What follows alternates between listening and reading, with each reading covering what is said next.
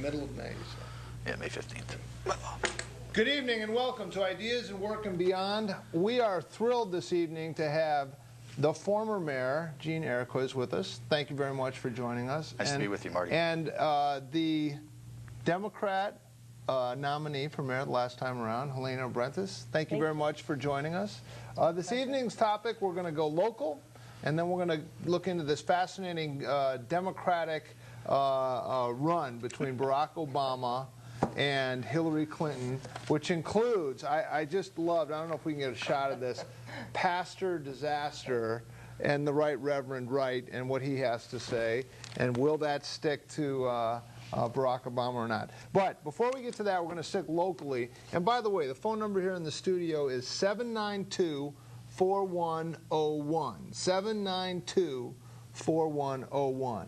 And this, some light reading, you can have this up by your nightstand. It'll cure any insomnia you might have. Is the proposed operating budget for the city of Danbury as presented by our mayor, Mark Boughton. What do you see in this, Helena? You were going to be the mayor of this town. What do you see as positive coming out of this budget, and what do you see as problems? Well, the first problem is going to be the tax increase for most of the residents in the city of Danbury, because there is going to be a tax increase with the reevaluations in the city. And it's impacting everybody tremendously, especially with the increase in the gas prices, the oil prices, the electricity, the utilities, and people just can't afford it. And the rates of foreclosure have increased tremendously, and we need to do something to maintain a normal level so that the increases don't impact our residents. And we're losing a lot of corporations, and corporations are wonderful because they bring in a lot more tax revenue rather than the residents paying that increase in taxes. Yeah, I was looking at the budget. It looks like in the neighborhood of 79% of all taxes that are collected in the state of or in the town of the city of Danbury are 76.19 are property taxes. That accounts for 76% of the total revenue of the city. Right, that was in 2002, 2003. Yeah, right? This was for, no, this year for, right. 08, 09. So it was 77, now it dipped down to 76. But still, that's a pretty hefty load to carry. Yes, it is. Yeah. That's residence and commercial properties. That's residential and commercial and industrial properties in total. So the total budget of just over $200 million is proposed for the next fiscal year. The revenues generated to be able to meet that budget on a balanced basis, which is by law a requirement, is going to be generated, in fact, by the property tax for approximately 77%.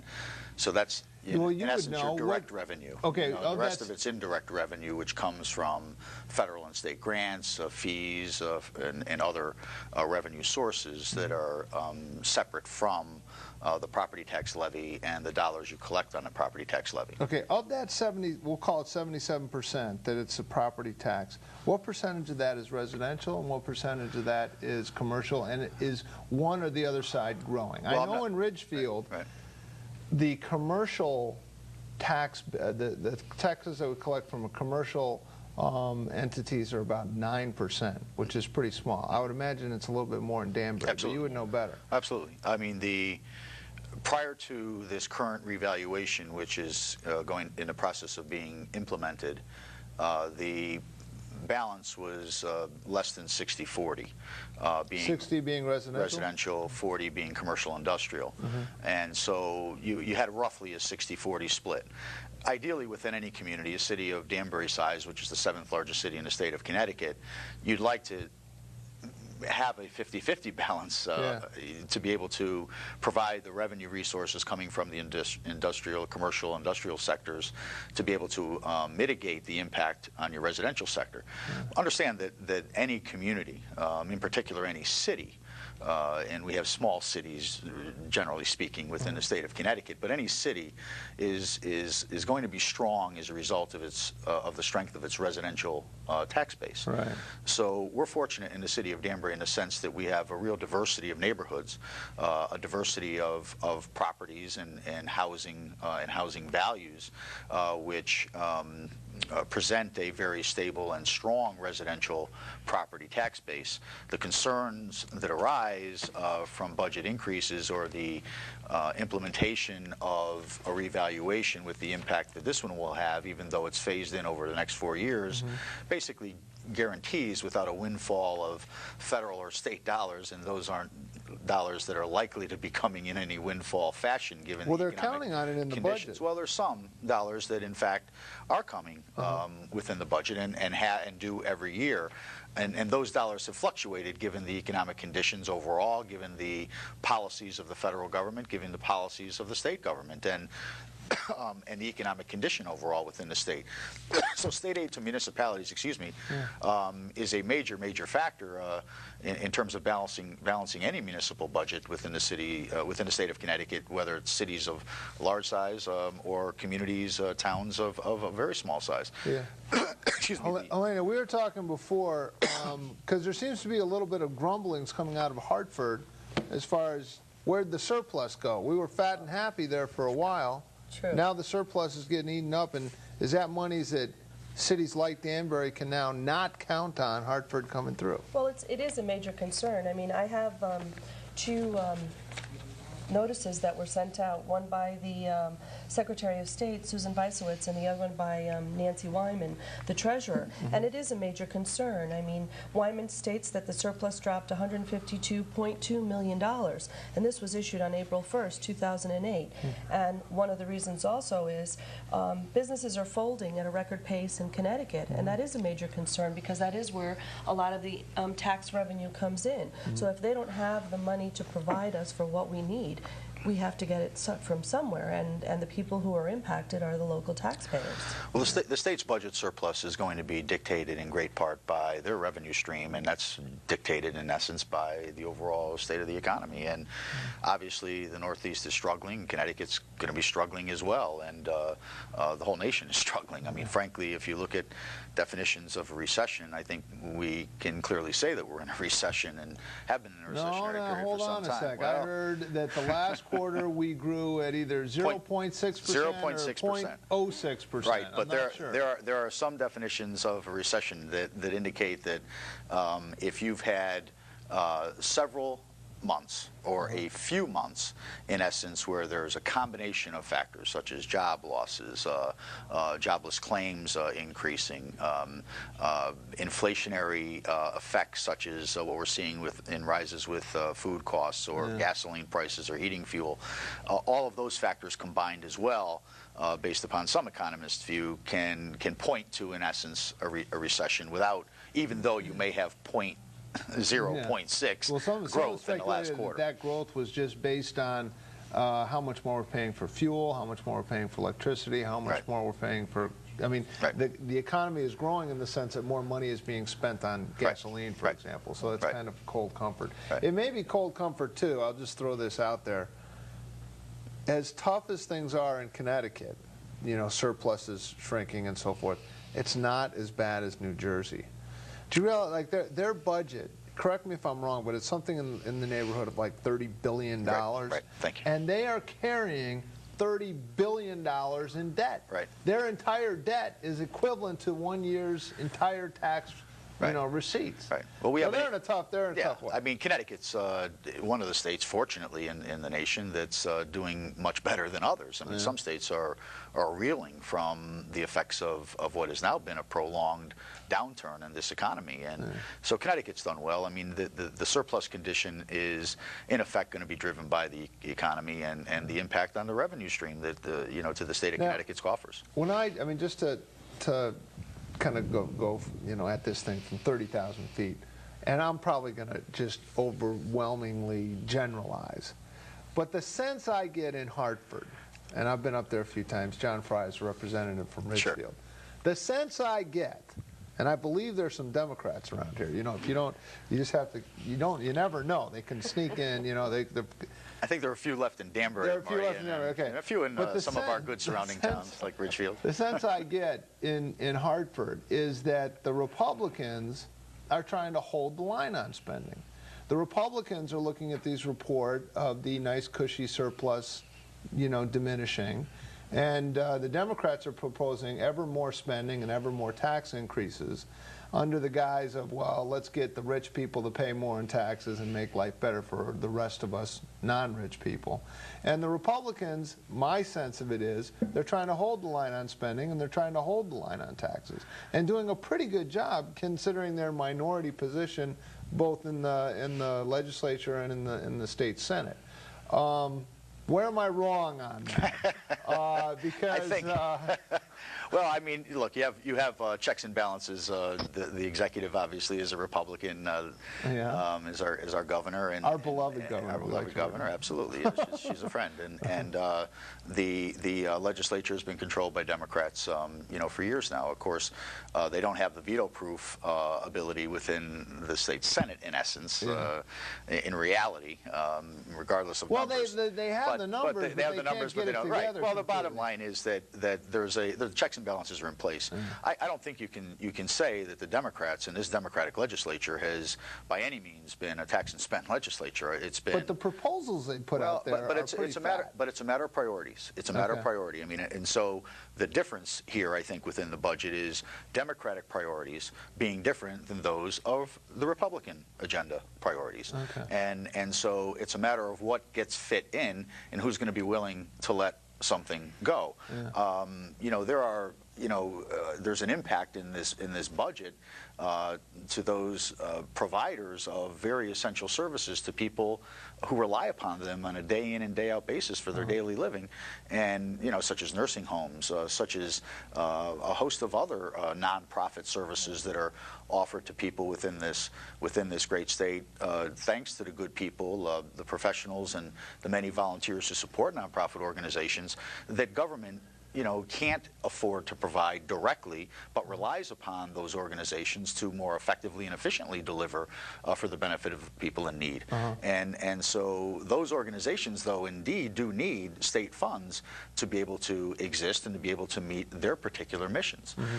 So when those dollars aren't there, there's a real impact to people who are reliant upon those services. So it's a matter of priority, and it's a matter of balancing those priorities. But I clearly believe that this legislature, and certainly, knowing the Speaker and the leadership of the House of Representatives, and even those within the state Senate, they're pretty prudent. They're fiscally responsible, and they too want to ensure that the state of Connecticut is able to maintain a surplus condition. They too don't want to pass along additional taxes to the working families here in the state of Connecticut. We can talk about the millionaire's tax and whether my that's. understanding is the millionaire's tax goes to any household income over $150,000 a year. Yeah, and I. So where's the millionaire part of that? I can argue that too, Marty, and think that threshold should be much higher. But because $150,000 is a middle-income family per household. Right. If you have, 4 children, let's say 2 children, 2 children, two parents working, $150,000 household is very much a middle-income family today, especially when you're looking at college tuitions and the like. Well, I don't have a squabble with a millionaire's tax whatsoever. What that threshold number needs to be in order to generate the revenues to balance this budget, I'll leave to their fiscal analysis.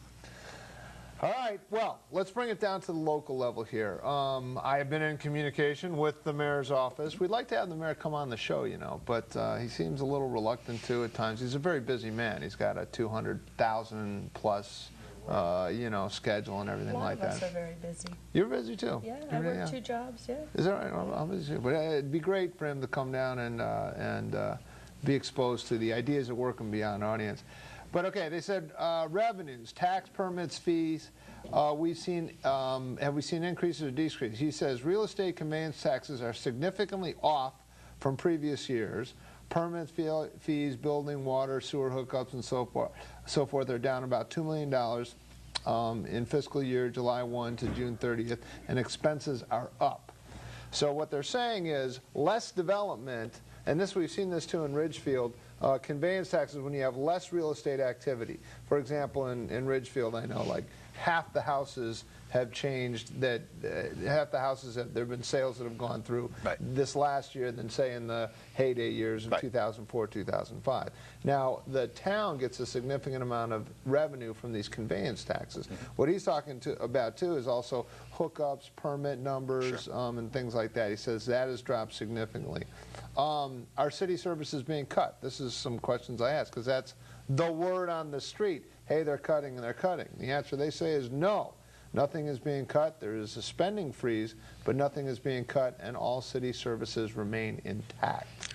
Well, it's prudent to put a spending freeze in place in the last quarter of the fiscal year, which is what we're in now. We did that with regularity, and the reason for that is that you want to ensure that you're going to expend less than 100% of what your approved budget is, so that you can adjust as necessary. In essence, if your revenue stream has reduced too from what had been projected within the budget. So, you know, again, you cannot run a deficit as a municipality in the state of Connecticut, and you know, so a spending freeze is a prudent thing to do. Like I said, that's been employed it was employed every year, I believe, when I was in office, for the 12 years that I was in office, in the last quarter, if not sooner, when necessary, to be able to halt spending. One of the issues that is of concern to me is, and it's not clear, when you budget 100% of your collections on taxes in a down economy, you are not likely to collect 100% of your current year's tax levy. Well, now, if you're going to include your previous year's or delinquent tax collections with a percentage of what you intend to collect in your current for your current year's tax levies, and combine that. I'm sorry, is this all going to be on the test at the end of this? No, I'll be taking trying to make it simple. Trying to make it simple. Because it's not on the test, I won't take notes. If you expect to collect 96, 97, 98% of your current fiscal year's tax levies, then you need to make up accordingly. But your budget is at 100%, then you need to obviously collect the other 2, 3, 4%. Whatever that delta is, or whatever that gap is, from your delinquent tax levies, to be able to have 100% of revenues to be able to meet and balance your 100% of your expenditures. That's my point. All right. Yeah, I mean, I would imagine that in a down economy, the tax collection rate slips as well. The current year's tax collection rate generally slips in a down economy. We saw that when I took office in 1989 and 1990 into 91, we saw the current year's tax collections rates drop slightly. We took a very aggressive posture in collecting delinquent taxes to be able to offset that impact, and worked out payment plans and the like to be able to ensure that the city was collecting that revenue. So in fact, our budgets were not only balanced, but in some years, as a result of those efforts, we were collecting, in essence, over 100% of taxes when you combine the current year's and delinquent taxes.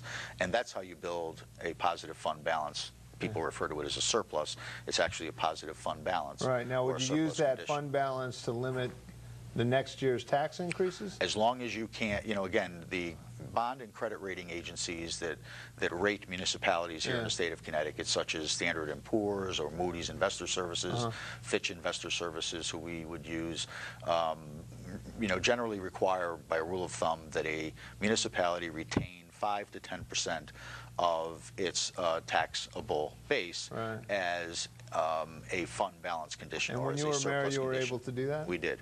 Okay. And again, that's a guide. There are those difficult economic years where, you know, you're going to be on that you know, edge of the 5% level. But we were very fortunate, certainly when the economy did turn favorably, to be able to leave, when I left office, to leave the current administration, you know, the healthiest fund balance situation, the strongest credit and bond rating agency rating in the city's history, at a AA+, which we had upgraded during our term, and you know, in a financial condition that was very sound. Now, the fund balance situation here within the city seems good as well, but it's based upon, in part, projections. In Yeah. essence, if you start seeing reductions in state aid that you're reliant upon, then obviously that could potentially have an impact on your as the economy sours a bit, which it may or may not, it's sort of yet to be seen. But if we, well, it's sour. It's pretty sour. Okay, but if we and see it's pretty sour coming out of Washington D.C.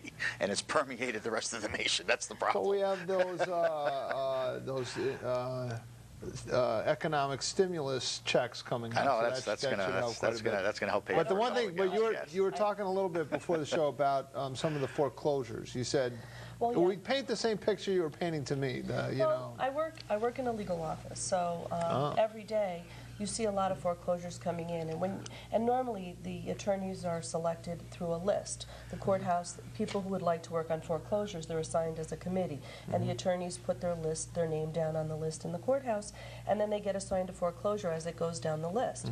And it's amazing how many foreclosures some of the attorneys in our firm have already received, and I'm just in awe to see the amount of people that are losing their homes. And it's actually rather sad because it does impact us economically because people are not spending the money. The local businesses aren't bringing any money in because no one's coming out either for, grocery stores are seeing less. I own a restaurant. I see a lot less people coming out to eat. So if I'm not making the money, I'm paying less to the state in sales tax and revenue, and they have less to provide to our community, and it impacts us tremendously. It's impacting everyone. My son works at Sears. Their sales are down tremendously. They're just not generating the sales, and it hurts their employees. They get laid off. They don't have the funds to pay. Yeah. Can you say, have you seen business off at the restaurant as well? Are people not eating out as much? Not as much. It has come down, yes. Okay. All right, we're going to take a brief break. Possibly for a weather report or something along those lines. By the way, we are being joined by Ivan Alchemy. He's here, and but when we come back, we'll be back in about 5 minutes or so, maybe even less. But could be a few seconds. We'll wait and see. But whatever you do, don't change that channel because there's a lot more excitement, and we're going to talk about Pastor Not So Right, Pastor Disaster when you come back.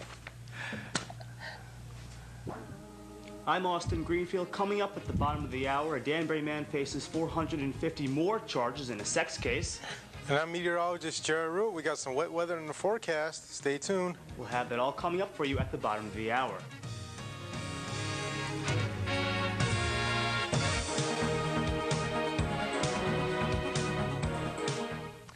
Okay, welcome back to Ideas Outlook and Beyond. I am back in. It's gonna get interesting now.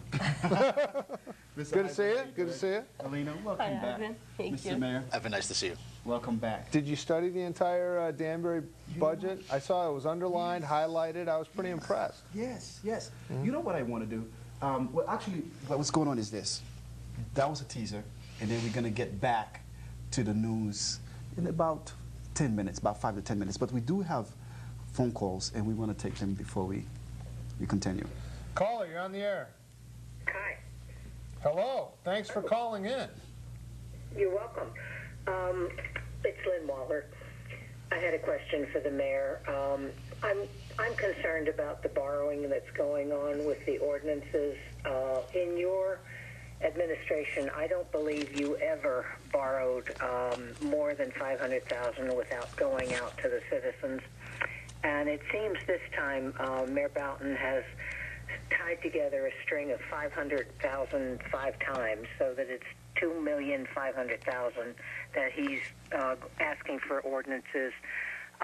What do you think about that? Do you think that's a wise thing to do? I've been sitting in on the charter meetings, and most of the charter, they're talking about raising it to $2.5 million with no cap on it, and I'm fearful that this will happen when that happens. What do you think of it? I'll hang up and listen. Thank you very much. Well, thank you for calling, Lynn. It's nice to hear your voice again. I haven't seen you in a long time, but glad to know that you're still following all the goings-on at City Hall. Let me just say that for decades, the charter of the city of Danbury is, in essence, the constitution of the city. It is law. It's not a suggestive document. Section 17-10 of the Charter of the City of Danbury is very specific, in my view, in the view of the city's bond council when I was mayor for 12 years, and frankly, with the same legal opinion that was rendered to previous administrations prior to my tenure. So when I say that for decades, in essence, the opinion has been of the Office of Corporation Counsel and of the Bond Counsel of the City of Danbury that you could not borrow, and again, let me be clear that I believe it was in 1991, which was the last time there was ever a revision to the city charter. The amount that was allowed to be borrowed prior to going to voters for authorization was raised to the $500,000 level. And the opinion from 1991 henceforth had been that you could not borrow in excess of $500,000 without going to the voters for voter approval via a referendum. Now, in the 6.5 years of this administration, there have been many bondable projects, much more than, or many more than I had accumulated during the 12 years that I was in office. Never did we, and each year during the course of the presentation of the budget for the following fiscal year, we'd always included an allocation for capital projects within that $500,000 limit. We never tacked $500,000 items on top of each other because the legal opinion was that you could not bond for capital projects in excess of $500,000 for any one time.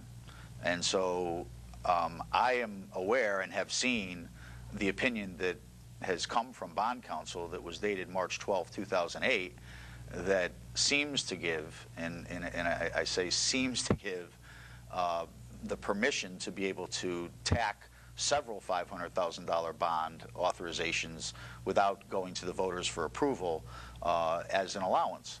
Now that is a totally different legal opinion than the one that was rendered during my administration, and I believe that had been rendered in previous administrations when the limit was under $500,000. In fact, it was $50,000 before that charter revision occurred in 1991, which raised that number from $50,000 to $500,000. So at no time could you go and allocate a bond or authorize a bond in excess of $500,000 without going to the voters for approval. We always sent items for voter approval to referenda and for voter authorization in the November elections.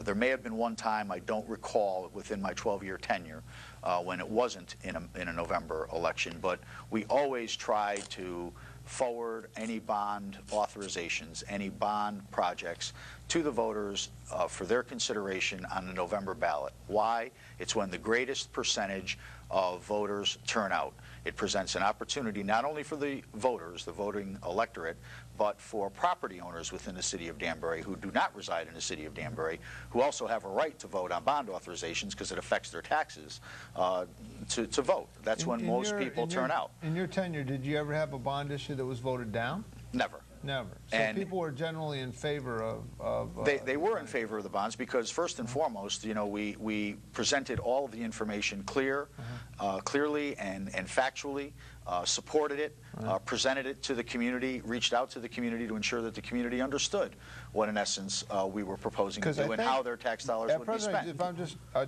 pick up the call. 1 second, just 1 point on this.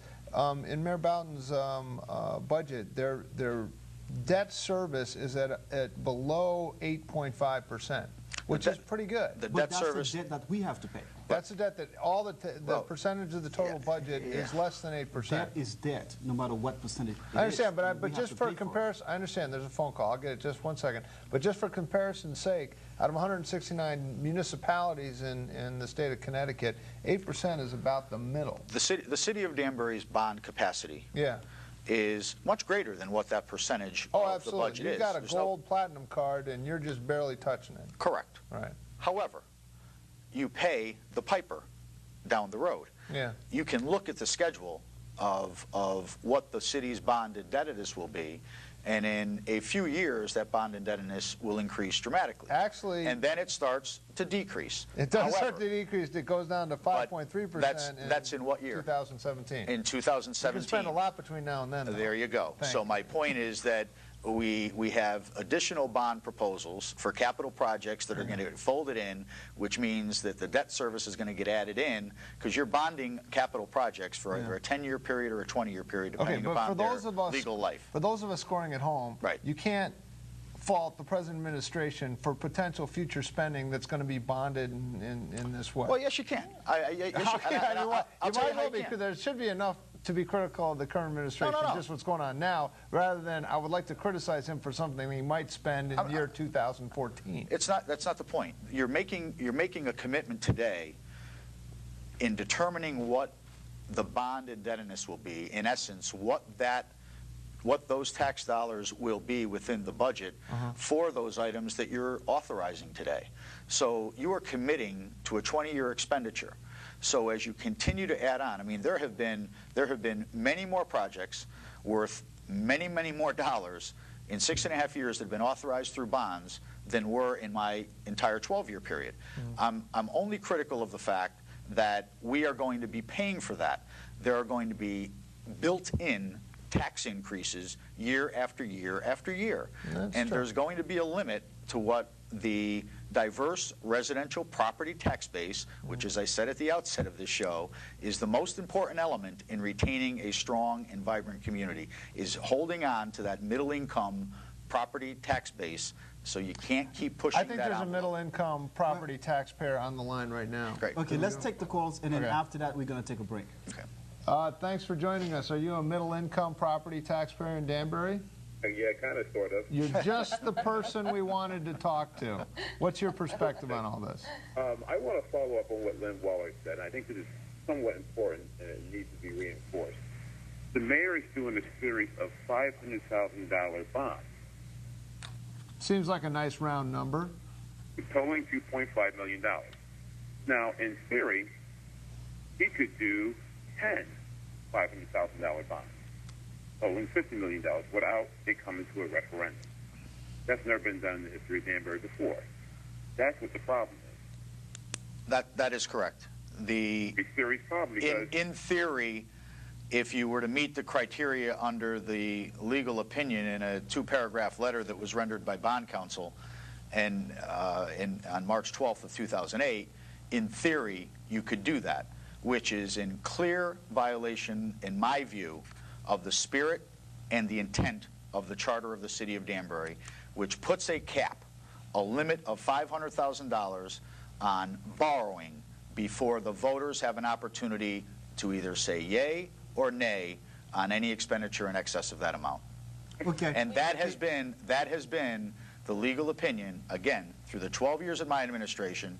It has been the legal opinion prior to that as it related to that charter provision within Section 17-10 of the Charter of the City of Danbury. When you say, hold on for a second, when you say the intent, what does that mean? Is it cut and dry? It's exactly what the Charter of the City of Danbury in Section 17-10 says. This interpretation is very different. This is a very different legal interpretation than what has been given historically in the past. But however, hold on for a second. And I don't understand why that, and by the way, it was the same bond counsel. And to be honest with you, I can understand why the mayor has done it. I would have loved to have this interpretation too. Okay. Because you don't have to go to the voters to get approval. You're taking the right of the voter in accordance to the Charter of the City of Danbury, the Constitution of your city. You're taking the right of the voter of the City of Danbury to say yes or no as to whether they want to authorize or approve the expenditure of their tax dollars for a particular capital purpose. They can vote against the budget, can't they? But the people don't vote on the budget in the City of Danbury. And the Common Council. Not only that, is that the present mayor right now is setting a bad precedent. All future mayors are doing this because, let's say in the city you'll have a mayor that says, hey, since Boughton did this, I never have to go to referendum. I can just go up to that $500,000 limit. It's the legal opinion. I mean, it's the legal opinion that's driving what he's being able to do. All I'm saying is the charter language has not changed since the charter language has not changed since 1991, but the legal opinion has. And I'd like to know what the basis or the reason for the legal opinion changing. Is it because the bond counsel wants to retain the City of Danbury as a client, therefore is given the answer that the administration wants to hear, or is it because there's now a different interpretation of what that unchanged language in the charter since 1991 has to say. Okay, we have another caller We coming in. have another call. Thanks. Oh, you just in the call. Well, okay. Caller, please call back. Basically, it's Apology. this. It's the legal opinion, right? The interpretation of the Of the city's bond attorney. right. So, what can we say about the ethical practice of the current administration? Because it seems to me that see, are they deceiving the public, or are they doing what they're supposed to do based on the interpretation of the legal advisors? The point that I'm making regarding this is that the current administration will hold up this document, which is a 2-paragraph opinion rendered by the city's bond counsel. It was the same bond counsel that the city has had prior to my administration, Right. throughout my administration, and now through the current administration. The legal opinion prior to this document was that you could not authorize the expenditure of a $500,000 borrowing You know what? We have in to- excess of $500,000 without voter approval. That's We the have bottom to line. stop. We're going to take a That's break. When we changed. come back, we will continue the Okay. conversation. Thank you. Well, I mean, are they bonding about the same amount?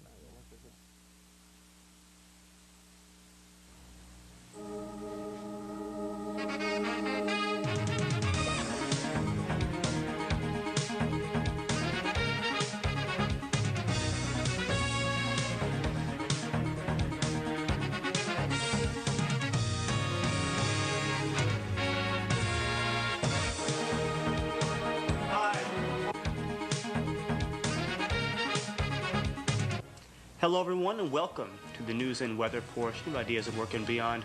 I'm Austin Greenfield alongside meteorologist Jared Root. Thank you. And Florida authorities have charged the Danbury man with 450 additional counts of possession of child pornography.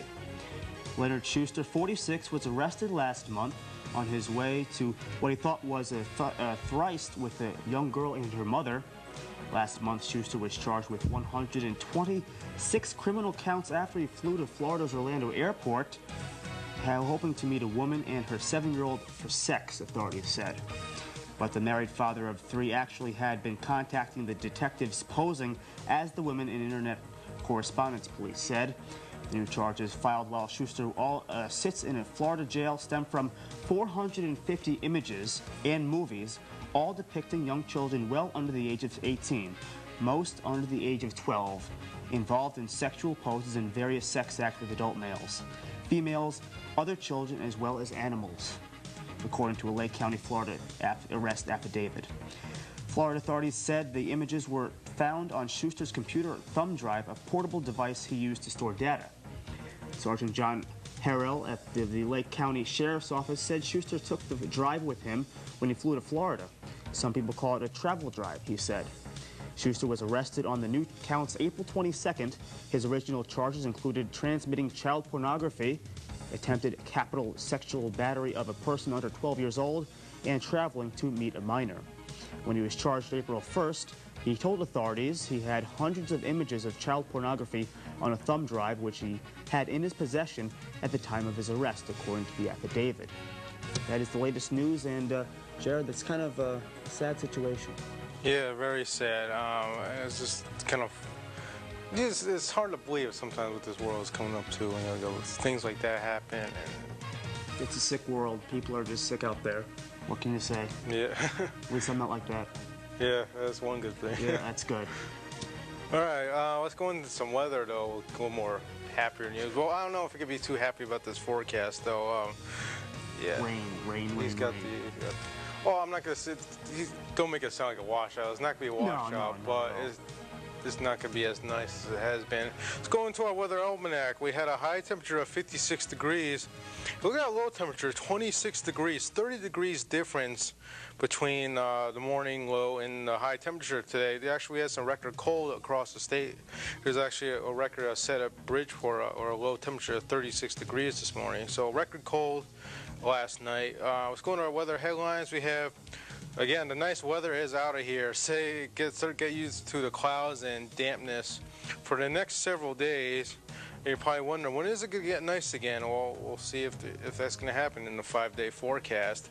So for tonight, we'll have mostly cloudy skies, showers moving in towards midnight, low temperatures, a lot warmer than last night, the upper 40s, 46 Bethel, 47 in Danbury, and 46 in Ridgefield.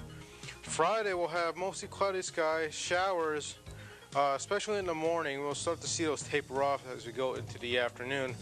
Cooler, high temperatures only in the mid-50s, 55 Bethel, 56 Danbury, and 57 in Ridgefield. Our 5-day forecast, we continue those showers into Saturday. Well, I wouldn't be surprised though, Saturday we might see a couple peaks of sunshine though, but again, the clouds will be dominant throughout the day. Sunday we'll have more clouds and showers around, temperatures in the lower to mid-50s.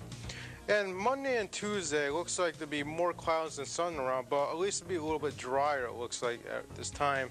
Temperatures getting up to 61 by Tuesday, so we're not going to really see any warm weather, at least through the extended forecast. But it looks like past this, maybe Wednesday and Thursday, we could see some nicer weather. Well, that does it with the news and weather. When we return, we will join our program.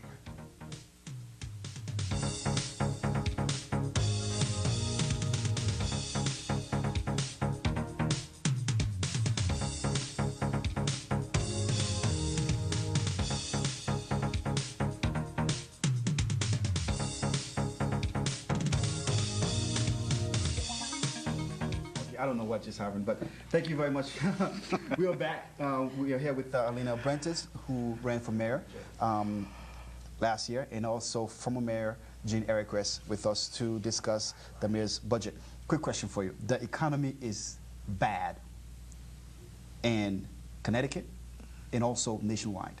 And we also read the news time, and Jody Rail just said that we're in a deficit, right? No, She said but the surplus is dwindling. surplus is gone. The surplus is gone. Shrinking. Okay, now, how is that going to affect money that we get from the state? It's not clear until the state budget is adopted, but the bottom line is I would assume that the commitments that the state of Connecticut has made to municipalities will be upheld. But clearly, if the state finds itself constantly being crunched because its revenues are down because of economic factors beyond their control, in essence, and it's affecting their surplus condition, then obviously the state's going to have to make adjustments. And one of the areas that they make adjustments to, and have certainly during the Weicker administration and the Rowland administration when I was in office, was an aid to municipalities. So do you think it would be wise for the mayor to somehow incorporate money he's going to get from the state into his budget right now, given the current situation with our economy here in the state? Well, I think the mayor's done the prudent thing that's been the practice in the city of Danbury for years, which is to take the governor's budget proposal, and those are the numbers that you have until the state's budget is adopted. The state's budget is adopted usually after the city of Danbury or most municipalities in this state adopt their budgets. So the only thing we can go on is, in essence, the revenue numbers that are going to come from the state to our municipalities on the basis of what the governor proposes to the legislature. Okay. They get adjusted after the legislature adopts the budget if they're different from the governor's. Okay, the mayor does not want to create an undue burden on our taxpayers. And also the operating and capital budget for fiscal year of 2008-2009, which we're discussing right now, there are initiatives, the new police department, etc. Now, can these initiatives be implemented without raising taxes? Because it's obvious that over a long period of time, he is going to raise taxes.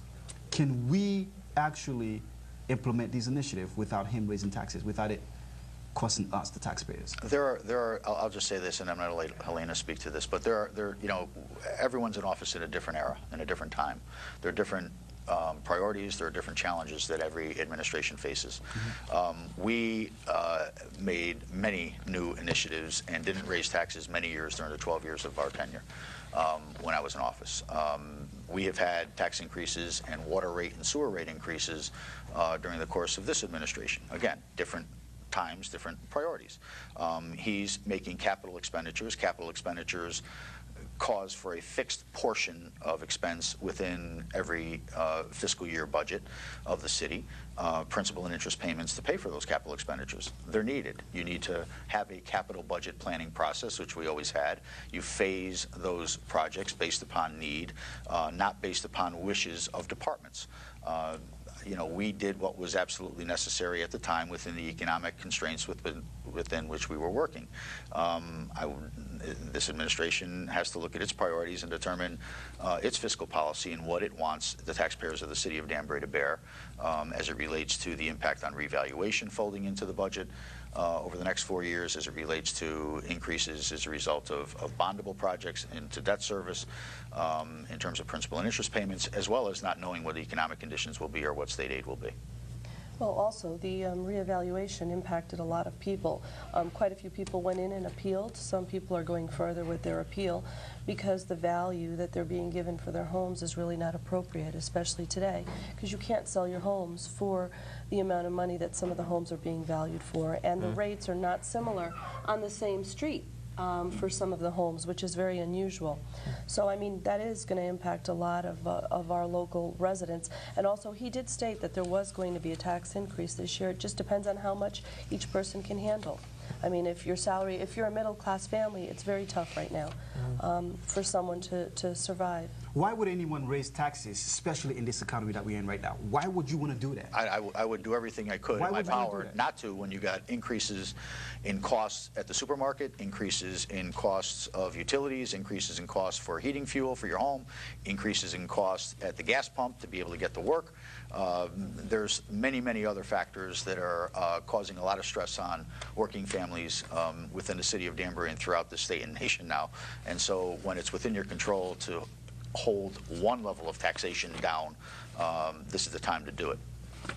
I have another question for you. And the city expending tax base is being driven by expansion in all sectors, including residential and commercial development, okay? This is from the budget. Now, about what, 70% of taxes are from residential? No. I think what Marty was speaking to 77% are from residential and commercial taxes. Revenues for property taxes. Of that real estate tax, 60% is residential and 40% is commercial. Roughly. It was prior to the now, given the economy, it's bad. Okay, we don't have the income to really, we can have a problem because residents are not going to be able to pay their taxes. That's one. Two, a lot of people are selling their houses and move away, okay? Three, why are we continue to give commercial and businesses tax breaks in the current situation that we are in right now?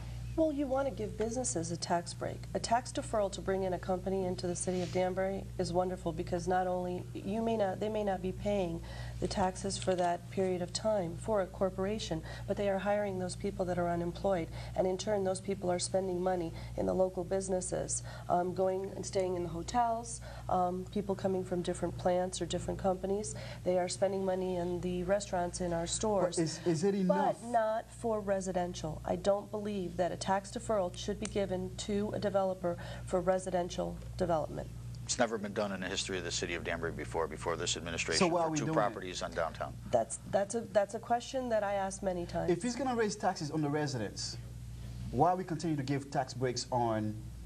Well, again, I agree with Helena. You know, tax deferrals, and we gave tax deferrals during my administration, to be fair, but it was for companies like to keep Belimo here in Danbury, to be able to expand what was Sendant Mobility, now Cardis, here in Danbury, to be able to keep GE, what was their vendor financial services, now GE Solutions, part of GE Solutions here, able to keep them in Danbury through tax deferrals. What they provide is good quality jobs to sustain individual and family living and that generate dollars to your local economy. Putting up 100 townhouses, There's never why give them never in the history of the city of Danbury has there been a tax deferral in accordance with the state statute ever given for residential development. No one for a single family home or 1,000 units. Caller, you're on the air. Yeah, two more quick questions. To follow up on what Gene said is that this tax deferral was the PRG was given for residential purposes to bring young adults down to the downtown area, not for dormitory, which we currently have right now. One thing, Mayor, about If you had this re-eval under your watch, how would you have handled it? And for Helena, as a business owner, how is the increase in property taxes going to affect your business? That's it. All right, thank you. Thank you. We'll start with Helena. Increase in property taxes, how's that going to affect your business? And let me just follow up on that. I've heard people say that some businesses are off 40% in that area. Is that something that you've experienced and that you've, in your contacts in Danbury, have noticed? In many places, yes. I wouldn't say that I've been impacted 40%, but that's also because I have a specialty. I mean, my restaurant is a specialty food, so you don't necessarily get it in many other locations. Right. So people will come to my location, but it has slowed down tremendously. Now, how much of that is just a down economy? How much is that is the cold breeze that is blown through because of ICE and some of these immigration laws, or what? ICE really doesn't impact me with my restaurant. That hasn't been an impact, because other I've understood from other business people, or you were mentioning it before, that people have. But you're talking about ICE. But just to make a point, ICE is not. It has not signed any type of contract with the city of Danbury. And you read articles and you hear people making comments about ICE. There is no formal agreement at this point with ICE. ICE is doing their job. My question along those lines is: have you noticed a mass exodus of immigrants, undocumented or otherwise, or not necessarily? Yes, a lot of people have left Danbury. If you walk downtown, you'll see a lot of businesses have closed and they've left the area, or they've moved to Waterbury, they've moved to Naugatuck, and to other places where I guess they feel more welcome than they do in Danbury. So does that put a drag on the local economy? Sure, as well? it does. Of course it does. Quick question. Spending in certain areas of the budget is increasing. That's what the mayor said, right? Spending is increasing. More than the rate of inflation in the city is relying on property taxes. Now, if spending is increasing, right?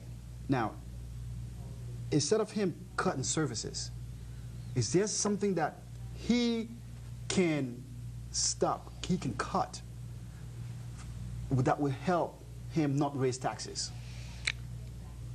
Again, he's facing, you know, within city government is no different than a business or a household.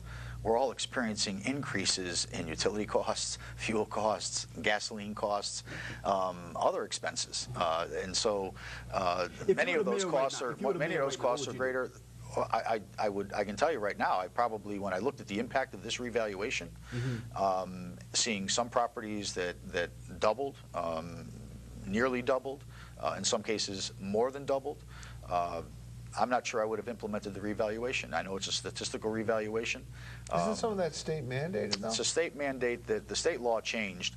It used to be once every 10 years you did a full field revaluation of properties, and the assessments changed as a result of that. State, in its infinite wisdom, decided to change that to once every 12 years you do a full field revaluation, and then at 4-year intervals you do a statistical revaluation, which causes an adjustment. Frankly, I would have thrown it out. I know the state of Connecticut's going to say you've got to do it, the law says you've got to do it. We've been there before. I'm not going to impose that kind of an impact on the residential taxpayers of the city of Danbury when the economy is in the condition that it's in. But he did it. Well, he did, and he's phasing it in. That's an option that he has. Ask the mayor. We would like to. We'd like to have the mayor come. It's a fair question, and his approach is a fair response. Is he connected with the people of Danbury? You know, he's viewing. I'm not going to speak for the mayor. I'm assuming that the mayor is doing what he can, given the hand he's dealt. He has been overwhelmingly reelected on a number of occasions, so some people vote. That's because, well, never mind. Okay, we get a call. Caller, you're on the air. Hello, good people. Hello. Hello. We're delighted you called. Like you're happy to see me, buddy. I'm happy to hear you. Let's get to the point. Make it quick. Mayor Meister, how you doing? Gene Eriquez. Good. How are you? The Mayor Meister. Former mayor. I went to your former office. It was like a graveyard over there in Mill Plain Road. Go ahead. We only have 3 minutes. Ask questions. Hurry up. Hold on. Oui. Listen, you know, your Democrat legislator friends have caused this mess for us where our taxes go up every year, and they have no intention of getting rid of these unmandated these unfunded mandates. They're the ones that created it. The general public has no idea why their taxes go up on their houses. All right, it's something your Democrat legislator friends have created over the years. You know that as the chief executive. Okay, real quick. What's the question? We got a few minutes left. I know. Okay, how come you guys never lobby?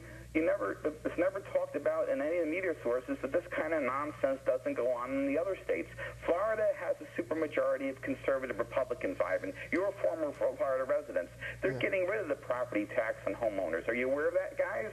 Okay, yeah, good point. It's a good point. All right, we gotta go. We gotta go. Thank you. What he's saying is, caller, you're in the air. Hello, caller. That was him on the other line. Oh, okay. All right. I think what his point is, you have a bunch of conservative Republicans, and miraculously you don't pay a lot of tax. Look, there are unfunded mandates that are levied upon the 169 cities and towns in the state of Connecticut that have occurred through Democratic and Republican administrations in the state of Connecticut. Okay, that's the reality of things. The Democrats didn't impose the state income tax either in Danbury. But you know what the issue is, and we didn't impose a state income tax. Let's put it clear. That was done by a Republican. The issue is this. Lowell Weicker was not. He's a rhino. This country, he was a Republican. Put it this way: democracy in this country has to be exercised by the people. Democracy in this country has to be exercised by the people, and one way to do it is also to watch what the politicians are doing with your money. When you don't pay attention, that's what's going to happen. Ivan, my biggest problem is that people do not do any research, they do not read, they don't do anything. They just go and they vote, or they don't vote. Okay. And that's one of the problems we have in this country, is people are not educated when it comes to voting for individuals that they put into office. Well, you know what? Okay, next week on this show, go ahead. Real quick, next week on this show, we're having State Senator Judith Friedman, who has just announced she's not running for re-election, and State Representative Tony Boucher, who is the odds-on favorite to replace her. 2 Republicans will be joining us. Also, Dave Cappiello, I don't know if you know, he's running for Congress, which leaves that state Senate seat open. Don't you think there'd be someone here that could run for that? I think that would be really delightful. Anyway, real quick. Run for that state? Real quick, I would like to say that the Democratic Party here in Danbury is, I don't know what to call them. And we need to do something about that, because they are not doing their job. We need Jean Erickress to come back and address the issues, and to make sure that Joe Da Silva needs to come out and start doing his job, putting pressure on this current administration to do its job. Well, time's out. We got to go. Also on next week's show, the Ridgefield Fire Department, or Police Department, is giving tours Saturday morning, 9:30 to 10:30. Go and see, because their renovations, capital project.